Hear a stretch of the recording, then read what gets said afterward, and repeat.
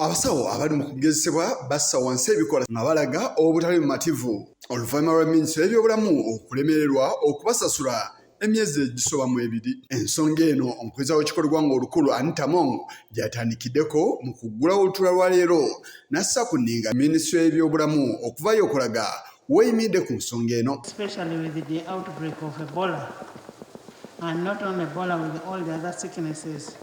So I request the minister and government to ensure that we see how we can solve this problem so that we have the medics do their work without any interruption.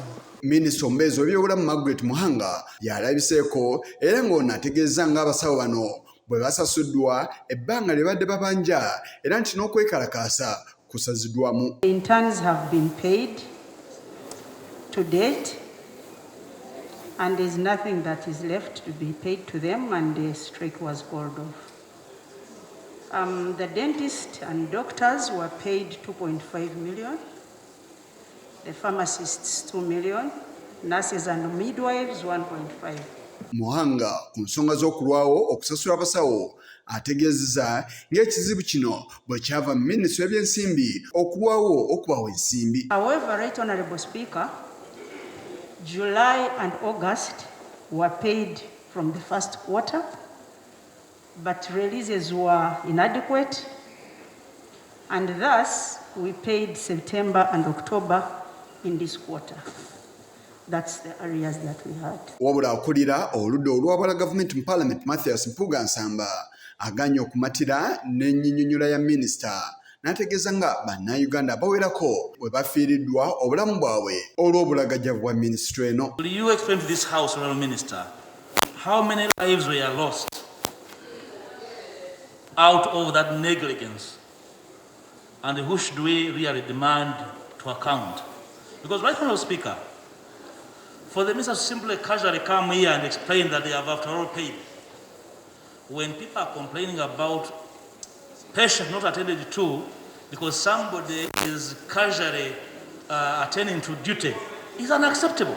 Ono yeeyungiddwako n'ababaka balala abategeeza ng'abasawo ne gye buli kati bwe bakyatadde wansi ebikola nga beekalakaasa olwa minisitule eno okulwawo okubasasula. The strike is on. The interns have never been met.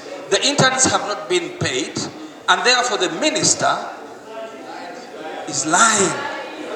One, in addition to not being paid, the interns have stated for 6 months they have made effort to meet with the ministry, but the ministry has refused to meet them.